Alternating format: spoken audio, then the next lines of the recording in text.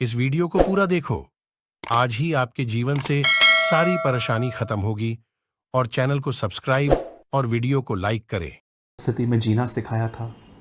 लेकिन एक टाइम ऐसा आया कि मैंने कुछ मूर्खताएं की, गलतियां की, जिसकी वजह से मेरी उन्नति टूटी। और मैं पूरी तरह जानता हूँ, मैं पूरी तरह कन्विंस्ड हूँ, आपकी भी लाइफ में ज़रूर ऐसे हालात आए होंगे जब आपको लगा होगा कि आपने भी बहुत कुछ खोया है। अभिषेक, प्रभु की उपस्थिति, वचनों का प्रकाशन, बहुत सारी बातें। एक टाइम ऐसा आता है कि हम एवरी सिंगल डे खुदा को सुनते थे, लेकिन आज हमें स्ट्रगल करना पड़ता है। मैं आप में से हर एक को कहना चाहता हूँ, क्या रीज़न है इसके, क्या कारण है कि कभी कभी हम इतने बढ़ गए और कभी कभी हम नहीं बढ़ पाते हैं। उसका एक जो मुख्य कारण है वो है हमारे निर्णय, आवर डिसीजंस। कई बार जो हम निर्णय लेते हैं कि हम कैसे बात करेंगे, हम अपना समय कहाँ बिताएंगे, हम पैसे कहाँ यूज़ करेंगे, कहाँ नहीं करेंगे, हम क्या देखेंगे, हम क्या सोचेंगे। जीवन में जो भी आप करते हो वो एक चुनाव है जिसका परिणाम आपको भविष्य में दिखाई देगा। पॉल भी कहता है, जो मनुष्य बोता है वही उसे काटेगा। परमेश्वर मेरा गवाह है। मैं कई बार प्रभु से कहता हूँ, प्रभु तू जो मुझे दे रहा है उसके साथ मुझे बुद्धि भी दे, ताकि मैं उन चीज़ों को संभाल पाऊँ। आप जानते होंगे कि हमें परमेश्वर ने कई बार हमें उत्साहित किया है कि हम उसे बुद्धि मांगे। याकूब में लिखा है, बुद्धि मांगने वालों को बुद्धि दी जाएगी। इवन नीति वचन में लिखा गया है, मैं बुद्धि, जब खुदावन दुनिया बना रहे थे तो मैं उसकी कारीगर थी। परमेश्वर कई बार हमें इनकरेज करता है बाइबल के अंदर कि बुद्धि को अपनी बहन और समझ को अपनी साथिन बना, बुद्धि को माला की तरह पहने रहे। आज कई सारे जो लोग हैं उन्हें बहुत अच्छे से पता है कि बिज़नेस कैसे करना है, पैसे कैसे संभालने हैं, घर में क्या लाना है। कई सारी बातें हमें पता रहती हैं, हम विजडम से मैनेज करते हैं। बट मैं जिस विजडम की बात कर रहा हूँ वो एक अलग विजडम है।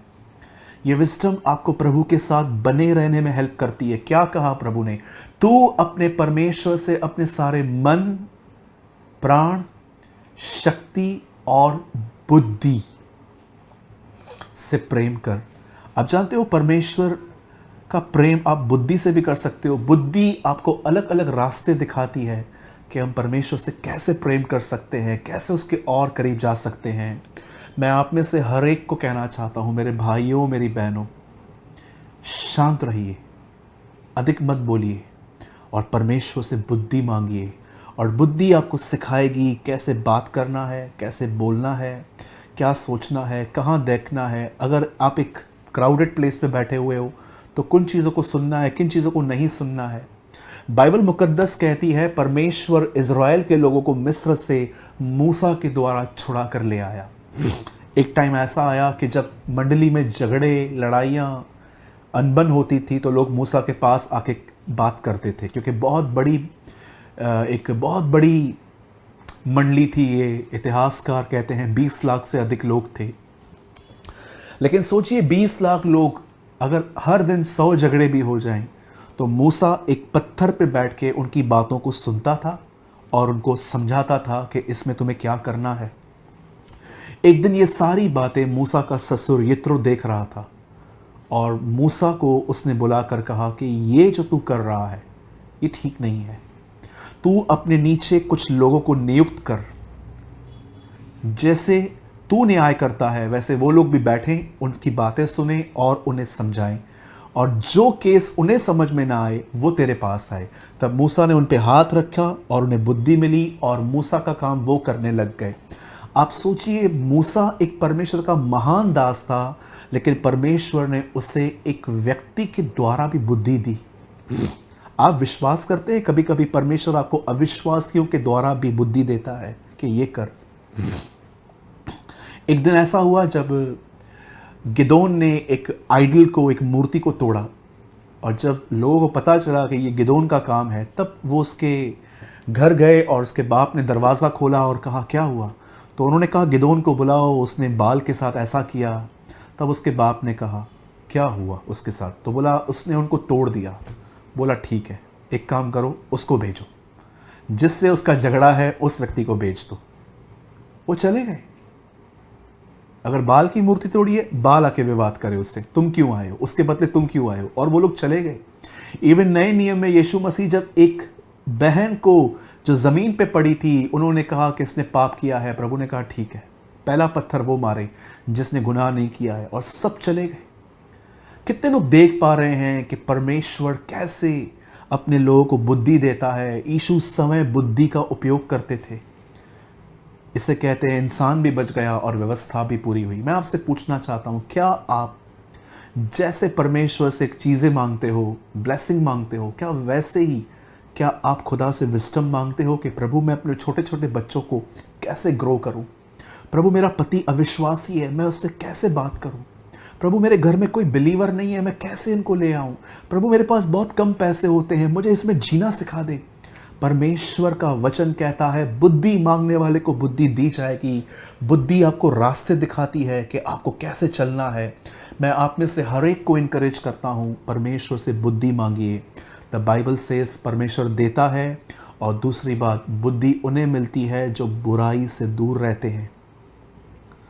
विजडम खुद बात करती है बाइबल में। एक जगह लिखा गया है, मैं बुद्धि बुराई का साथ नहीं देती। अगर एक व्यक्ति बुराई की जिंदगी जी रहा है, गलत काम कर रहा है, और वो खुदा से विजडम भी मांग रहा है, तो बुद्धि कहती है नो, मैं उसके साथ नहीं रह सकती।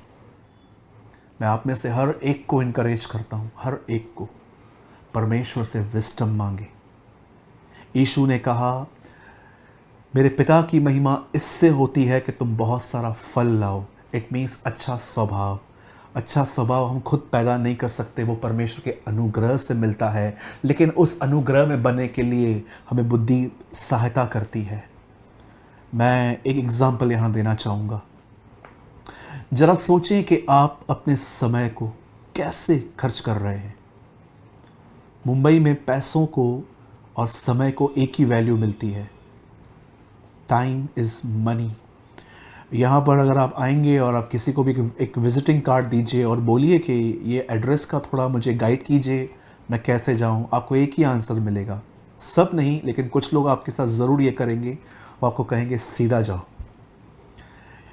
आज यहाँ पर लाइफ इतनी बिजी है कि लोग आपको हेल्प नहीं कर पाएंगे। कई बार हम समझ ही नहीं पाते हैं कि हम कैसे अपने समय को इन्वेस्ट कर रहे हैं। मूसा एक दुआ में प्रभु से कहता है, हमें समझ दे, हमें बुद्धिमान बना, ताकि हमें अपने दिनों की पूरी तरह से जानकारी हो कि कितने दिन बचे हैं। भजन संहिता 90 में लिखा है, हमें अपने दिन गिनने की समझ दे ताकि हम बुद्धिमान हो जाएं। मूसा जानता था कि वो 80-90 क्रॉस कर चुका है और अब कुछ ही टाइम है उसके जाने में, और वो खुदा को कहता है, मुझे वो दिन तेरे साथ जीना सिखा। So please my brothers and sisters, ask wisdom. प्रभु मुझे सिखा मैं कैसे बात करूं, मुझे सिखा मैं कैसे पैसे यूज़ करूं, मुझे सिखा मुझे किन लोगों से कांटेक्ट में रहना है, मुझे सिखा मैं किसकी प्रीचिंग को सुनूं, मुझे सिखा प्रभु कि झगड़ों के अंदर मैं कैसे शांत रह के निर्दोष बना रहूं। मुझे सिखा। विजडम आपको सिखाएगी, समझाएगी। मैं धन्यवाद करता हूं प्रभु का कि उन्होंने मुझे ये वर्ड्स आपके लिए दिए थे। अब आइए मैं उस विषय को स्टार्ट कर रहा हूं जिसके लिए आप बहुत बेसब्री से इंतज़ार कर रहे थे, क्योंकि ये शिकायत बहुतों की है कि ब्रदर हम पढ़ते हैं, सुनते हैं, पर याद नहीं रहता।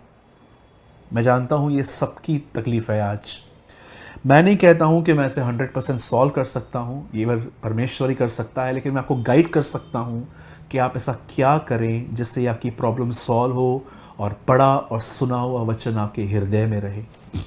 आइए मैं चाहता हूं आप सब मेरे साथ एक वर्ड खोलें और उसके बाद हम दुआ करके मैं इसको एक्सप्लेन करूंगा। कुलिस्सियों की किताब और उसका 3रा अध्याय। मैं चाहता हूं आप सब मेरे साथ खोलिए द बुक ऑफ कुलिस्सियों की किताब और उसका 3रा अध्याय, और मैं चाहता हूं अब आइए हम दुआ करें और उसके बाद हम वर्ड में आएंगे। परमेश्वर पिता, मैं यीशु के नाम में आपके पास आता हूँ। धन्यवाद प्रभु, प्यार करने के लिए, संभालने के लिए। तू बड़ा दयालु है मेरे खुदा, बड़ा रहम दिल है। आज हम पर एक बार फिर से रहम कर, अपने वचन पे रोशनी दे, अपने वचन पे लाइट प्रकाश दे, नूर दे खुदा, ताकि इसे समझ पाए। तेरी बातों के खुलने से प्रकाश होता है। तूने कहा पवित्र आत्मा तुम्हें संपूर्ण सत्य का मार्ग बताएगा। आज न केवल उत्साह, न केवल करेक्शन, लेकिन हम आत्मा में चलना चाहते हैं। Bless us Lord. सभी लोगों को तू आशीष दे, यीशु मसीह के नाम में, आमेन, आमेन। ओके, मैं आपके लिए पढ़ रहा हूँ कोलोसियंस उसका 3 वर्स 16 वचन। मसीह के वचन को अपने हृदय में अधिकाई से बसने दो और सिद्ध ज्ञान सहित एक दूसरे को सिखाओ और चिताओ, और अपने अपने मन में अनुग्रह के साथ परमेश्वर के लिए भजन और स्तुति गान और आत्मिक गीत गाओ। यहाँ पर पौलुस हमें समझा रहा है, परमेश्वर का दास कहता है सबसे अधिक अपने अंदर वचन को रखो। आप बहुत बार ये देखते होंगे कि आपने जो वचन सुना, चाहे वो किसी से भी सुना, आपके घरू पास्टर से, या आपने किसी ऑनलाइन प्रीचर से, या आपने किसी और वक्ता को सुना, या आपने बाइबल पढ़ी या कोई किताब पढ़ा, आपने देखा होगा कई चीज़ें जो हम पे इम्पैक्ट डालती हैं, कुछ टाइम के बाद हम उसे याद तक नहीं रखते। कई बार हमें स्ट्रगल करना पड़ता है कि मैंने क्या पढ़ा था। मैं आप में से भी अगर बहुतों से पूछूंगा कि आपने एक हफ्ता पहले बाइबल में क्या पढ़ा था, तो बहुत कम लोग बता पाएंगे। क्या रीज़न है उसका? उसका कारण क्या है? क्यों हमें याद नहीं रहता? आज मैं क्लियर करना चाहता हूं। याद रखिए इस चीज को, शैतान एक चोर है। यूहन्ना 10:10 में यीशु ने कहा, चोर किसी और काम के लिए नहीं, चोरी करने, हत्या करने, घात करने, नाश करने, खत्म करने के लिए आता है। याद रखिए, शैतान कभी आपके पैसे नहीं चुराएगा, शैतान कभी आपकी चीज़ें नहीं चुराएगा। वो हमेशा उन चीज़ों को चुराएगा जो आपको आगे चल के जीसस से वन कर सकती है, एक कर सकती हैं। वो कभी भी अर्थली थिंग्स को लेने के लिए इंटरेस्टेड नहीं होता। वो हमेशा एटर्नल वैल्यूज़ रखने वाली चीज़ें, जैसे कि अगर आप बाइबल पढ़ रहे हो तो ये बात जानता है कि इससे इसका उद्धार हो सकता है। अगर आप दुआ करते हो तो वो ये जान सकता है कि इससे इसके अंदर से गुनाह निकलेगा। अगर आप फास्टिंग कर रहे हो तो वो ये जान जाएगा कि अब ये स्पिरिट में चलना स्टार्ट हो जाएंगे। वो कभी भी आपके ज़्यादा पैसे कमाने, प्रॉपर्टी खरीदने, या तो आपकी नौकरी में आपको प्रमोशन मिला, वो इन चीज़ों से डिस्टर्ब नहीं होता। उल्टा वो जानता है कि कभी कभी ये चीज़ें होने दो तो ये लोग और बिजी हो जाएंगे उस तरफ, बट वो उन चीज़ों पे अटैक करता है जो चीज़ें आपको खुदावन के करीब ले जाती हैं। इसलिए देखिए, आप में से बहुतों को शिकायत होगी कि ब्रदर, जब भी हम प्रभु में बढ़ने की कोशिश करते हैं तब हमें बहुत तकलीफ़ें आती हैं, लोग हमें उल्टी सीधी बातें करते हैं, हमारा दिमाग, हमारा मन अलग अलग बातें खेलता है, गेम्स खेलता है हमारे साथ। यस, ये हर एक के साथ होता है। कई बार आप देखिए, आप प्रभु में बढ़ने की कोशिश कीजिए, आपको ड्रीम्स आएंगे, गलत गलत ड्रीम्स आएंगे, पास्ट के पाप याद आ जाएंगे। इवन जो गलतियां गुनाह आपने किए थे, वो सारी गलतियां गुनाह वापस आने की कोशिश करेंगे आप में, क्योंकि वो जानता है अगर आपने उद्धार पाया तो आप चुप नहीं रहोगे, आप बोलोगे, आप प्रीच करोगे, आप लोगों को बताओगे कि प्रभु ने आपके साथ क्या किया है। तो वह चोर है और वो आपके अंदर से हमेशा वर्ड चुराने की कोशिश करता है। अब आइए, मैं एक्सप्लेन करना चाहता हूं कि आप में से बहुतों को, मुझे लगता है आज का जो वर्ड है प्रीचिंग कम काउंसलिंग के तौर पे ज़्यादा होगा। Listen to me. बाइबल बताती है, यीशु ने कहा एक किसान है और उसके हाथ में कुछ बीज हैं, और वो बीज बोने के लिए जब अपने खेत में जा ही रहा था तब उसके हाथ से कुछ बीज गिर गए, और ये एक्चुअली ये वो बीज हैं जो खेत में पहुंचे ही नहीं थे। लिखा है मार्ग के किनारे गिर गए। और उसके बाद जब वो आदमी फील्ड में गया तो वहाँ पर उसने क्या किया, कुछ बीज वहाँ पर और उसने डाल दिए, प्रॉपर फील्ड पे डाले, लेकिन उन बीजों को जड़ नहीं मिली। इससे क्या हुआ, जब सूरज आया जब रोशनी पड़ी तो वो सूख गए क्योंकि उनको नीचे से कुछ रूट नहीं थी। उसके बाद जब वो आगे बढ़ा तो उसने पथरीली भूमि पे भी कुछ चीज़ें फेंकी जैसे मैं आपको बता रहा हूँ। और उसके बाद आप पढ़ेंगे तो आपको पता चलेगा कि कुछ बीज ऐसी जगह पे गिरे जहाँ पर झाड़ियों ने उन्हें दबा लिया। पहले बीज गिरे मार्ग के किनारे, दूसरे बीज गिरे पथरीली भूमि पर जहाँ पर जड़ नहीं मिली, तीसरे बीज बाइबल बताती है वहाँ गिरे जहाँ पर झाड़ियों ने उन्हें दबा लिया, लेकिन चौथे बीज बाइबल बताती है वहाँ गिरे जहाँ पर उन्हें अच्छी मिट्टी मिली और वो फ्रूटफुल हुए 30, 60, 100। जब यीशु ये बातें बता रहे थे तब आप में से कितने लोग ये बात देख रहे थे? यहाँ पर फलों का जिक्र नहीं है, यहाँ पर बीज का जिक्र है। फलों का जिक्र यूहन्ना 15 अध्याय में आया। यीशु ने कहा मेरे पिता की महिमा इससे होती है कि तुम फल लाओ, यदि तुम मुझ में बने रहो तो तुम बहुत फल लाओगे, तुम मुझसे अलग होकर कुछ नहीं कर सकते। Jesus is a wise God, वो बुद्धिमान परमेश्वर है। वो ऐसा खुदा नहीं है कि कुछ बोल के अपने ही सर पे वो इस तरह हो जाए कि मैंने क्या किया, ये सब मैंने क्या कर दिया। वो जानता था फल बाद में आएंगे, पहले बीज बोना पड़ेगा। मैं हमेशा अपनी कलीसिया में खड़े होकर कहता हूँ जो आप कल काटना चाहते हैं वो आपको आज बोना है। अंकल बिली ग्राम, D.L. Moody, A.W. टोजर, साधु सुंदर सिंह, ये वो लोग नहीं थे जो ऑटोमेटिकली ग्रो करके चले गए। नो, इन्होंने अपने टाइम को वहाँ दिया जहाँ पर इन्होंने बीज अपने अंदर डाले। और एक टाइम ऐसा आया जब वो बीज इतना बढ़ने लगा, इवन यीशु ने कहा परमेश्वर का राज्य उस स्त्री के समान है जिसने आटे में खमीर मिलाया और वो खमीर, आटा पूरा खमीर हो गया। यीशु समझाना चाह रहा था कि कुछ लोगों ने वचन को इतना अंदर डाला है कि फिर स्लोली उस पूरे वचन ने उनकी लाइफ को कंट्रोल किया है। जब यीशु ने ये सारी बातें कही तब चेले उससे नहीं समझ पाए। और इवन यीशु ने तो यहाँ तक कि ये आप ब्लेस्ड हो कि आपको आज ये बातें सुनने को मिल रही हैं। एक दिन जब यीशु के चेलों ने उससे पूछा आप दृष्टांतों में क्यों बात करते हो, यीशु ने क्या कहा? ताकि ये न समझें। आप बिलीव कर सकते हो ये परमेश्वर की मर्जी थी कि कुछ लोग उसके कलाम को न समझें, लेकिन ये उसकी इच्छा है कि आप जितने लोग वीडियो देख रहे हो आप समझ पाओ। फिर चेले बोलते हैं फिर क्या? तब यीशु कहता है उन्हें समझ नहीं दी गई है पर तुम्हें परमेश्वर के वेदों की समझ दी गई है, आप जानते हैं। तब यीशु ने उनको समझाया कि ये मार्ग के किनारे वाले, पथरीली भूमि पर, झाड़ियों में गिरने वाले और 60, 30, 100 ये सब क्या है। पहली बात मैं आपको बताना चाहता हूं, जो बीज मार्ग के किनारे गिरे, मैं पूरी तरह से ये बिलीव करता हूं कि ये रिलीजियस क्रिश्चियंस हैं, स्पिरिचुअल नहीं। इनके नियम हैं, मॉर्निंग में इतनी देर इतनी प्रार्थना करनी है, शाम को इतने से इतनी तक हमें प्रेयर करनी है, इतनी बाइबल पढ़नी है, हर हफ्ते इस दिन पे हमें उपवास करना है। ये नियमों को पालते हैं, लेकिन ये खुदा के साथ कनेक्ट नहीं है। जब हम प्रभु में नहीं थे, इससे पहले भी हम कुछ नियमों को करते रहते थे। हमारा परमेश्वर के साथ कोई संबंध नहीं था। हर मुंह से गाली निकलती थी, हम सब कुछ करते थे लेकिन गालियां भी निकालते थे, गलत कमेंट्स करते थे, लोगों के लिए नेगेटिव बोलते थे। ये रिलीजियस क्रिश्चियनिटी है जो मार्ग के किनारे है, कुछ अंदर नहीं जा रहा। क्योंकि इंटेंशंस क्या है? जस्ट मुझे अपनी रिलीजियस ड्यूटी पूरी करनी है, मैं हर दिन बाइबल पढ़ूंगा, मैं हर दिन दुआ करूंगा, मैं फास्टिंग भी करता हूं, लेकिन खुदा के साथ संबंध नहीं है।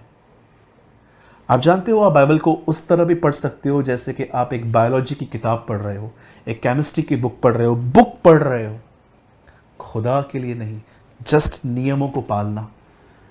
मैं मुंबई में ऐसे बहुत लोगों को जानता हूं जो बहुत बाइबल पढ़ते हैं, लेकिन जब मैं उनकी ज़िंदगी को देखता हूं तो मैं साफ समझ जाता हूं कि ये बाइबल रीडर्स हैं पर इनका खुदा के साथ कोई संबंध नहीं है। मैंने अपनी आंखों से देखा है, दिन रात बाइबल पढ़ने वाले लोगों को अपने गुस्से पे कोई कंट्रोल नहीं है, आइस पे कंट्रोल नहीं है, झूठ बोलते हैं, कुछ पैसा कमाने के लिए झूठ बोलते हैं, because they know just Bible, लिखी हुई बातें उनको पता है। यीशु ने, पौलुस ने साफ की कहा है, शब्द मारता है, आत्मा जलाता है। आप अपने आप से पूछिए क्यों आपको वचन याद नहीं पड़ता? क्योंकि आप जस्ट एक अध्याय एक साल में बाइबल पूरा करना है, बस इस तरह पढ़ते हैं। ये वो बीज हैं जो मार्ग के किनारे गिर गए हैं, रिलीजियस क्रिश्चियंस। उसके बाद यीशु कहता है अब कुछ बीज ऐसे हैं जो पथरीली भूमि पे गिरे हैं। ये उगे, ये बाहर आए, लेकिन हुआ क्या? जड़ न मिलने के कारण। आप जानते हैं कुछ लोग सिर्फ और सिर्फ बाइबल तो पढ़ लेते हैं, वचन भी सुन लेते हैं, लेकिन उन्हें जड़ नहीं मिलती। इट मीन्स ये वो लोग हैं जो मीटिंग तक सीमित हैं। मीटिंग को बड़े ध्यान से सुनेंगे, नोट्स भी बनाएंगे, लिखेंगे, हर चीज़ को ध्यान से सुनेंगे, लेकिन मीटिंग पूरी होने के बाद कभी भी ये लोग उस वर्ड के बारे में सोचते नहीं हैं कि मैंने क्या सुना। इमाउस के मार्ग पे दो चेले आपस में बात कर रहे थे कि यीशु कहाँ गया, मरा तो था, लेकिन इन औरतों ने, मरियम मगदली ने आके कहा है वो जी उठा है, ये कैसे होगा? जब वो यीशु के लिए बात कर रहे थे तब यीशु उन पे प्रकट हुआ और यीशु ने उनके मुंह की बातों को एक्सप्लेन किया कि क्या है। कुछ लोग सिर्फ और सिर्फ मीटिंग अटेंड करने तक सीमित रहते हैं कि मैं आज वीडियो आएगा मैं देखूंगा। कुछ लोग नोट्स बनाते हैं, मैं इनको कंडेम नहीं कर रहा, बहुत अच्छी बात है, लेकिन कितने लोग हैं कि सुने हुए वचन को बाद में मेडिटेट करते हैं? मैं अक्सर जूम मीटिंग्स में लोगों को नोट्स बनाने के लिए कहता हूं और मैं उनको इनकरेज करता हूं मीटिंग पूरी होने के बाद इन नोट्स को पढ़ो। मेडिटेट करना बहुत इंपॉर्टेंट है। द बाइबल सेज, परमेश्वर का वचन कहता है कि अगर हम दिन और रात परमेश्वर के वर्ड को मनन करें, उसके बारे में सोचें, तो जानते हैं क्या होता? द बाइबल सेज हम एक ऐसे पेड़ बन जाएंगे जो अपनी ऋतुओं में हमेशा फलेगा, क्योंकि उसकी जड़ें पानी में है। कुछ लोग मार्ग के किनारे तक सीमित हैं, सिर्फ और सिर्फ रिलीजियस क्रिश्चियनिटी, बाइबल पढ़नी है, प्रेयर करनी है, नियम पालन करना है। लेकिन ये क्रिश्चियंस एक स्टेप आगे हैं, ये बहुत प्यार से सुनते हैं, समझते भी हैं, लेकिन मीटिंग पूरी होने के बाद उसके बारे में सोचते नहीं हैं कि ये वर्ड जो मैंने आज सुना, मैं इसको कैसे अप्लाई कर सकता हूँ लाइफ में। थर्ड, कुछ ऐसे हैं जो सुनते हैं, समझते हैं, मेडिटेट भी करते हैं, लेकिन एक टाइम ऐसा आता है कि वो दूसरी बातों में इतना घुस जाते हैं कि उनके अंदर सारा वचन दब जाता है। वहाँ लिखा गया है संसार की चिंता, धन का धोखा वर्ड को प्रेस दबा देता है। सोचिए शैतान कितना डरता है इस वचन से कि वो हर संभव कोशिश करता है कि वर्ड में ये लोग फ्रूटफुल ना हो। आप सोचिए, अगर आपने एक दिन बाइबल पढ़ी, या तो आपने किसी को सुना और उसके बाद आपने मेडिटेट किया, मनन किया, आपने दुआ भी की, लेकिन अचानक किसी ने आपको कहा कि ये बहन, ये फलाना व्यक्ति आपके लिए कुछ बोल रहा था और आप अचानक ये सोचने लग गए कि उसने मेरे लिए ऐसी क्यों बात की। यहाँ क्या लिखा है? संसार की चिंता और धन का धोखा वचन को दबा देता है। संसार की चिंता, अपनी चिंता नहीं कि मेरे घर में क्या क्या पड़ा है, क्या नहीं है। संसार की चिंता कि ये मेरे लिए ऐसा क्यों बोलते हैं, वो मेरे लिए ऐसे क्यों बात करते हैं। यीशु कहता है ये चीज़ें वचन को दबा देती हैं। ये रीजंस हैं कि वर्ड हमें याद नहीं पड़ता, क्योंकि हमारा ध्यान कहीं और है। और अब चौथे लोग जो यीशु ने कहा, ये वो हैं जो 30, 60, 100 गुना। आप जानते हो ये एक्चुअली कैसे लोग हैं? ये पढ़ते हैं, मनन भी करते हैं, और उसके बाद ये इस वर्ड को अपने हृदय में रखते हैं। जानते हैं कैसे? 12 साल की उस स्त्री के बदन में से लहू बहता था। मरकुस, मती, लूका, तीनों जगहों पे इसका जिक्र है। आप आराम से पढ़िए इन तीनों जगहों पे जाके। जो बहन 12 साल से थी, एक जगह लिखा है वो अपने मुंह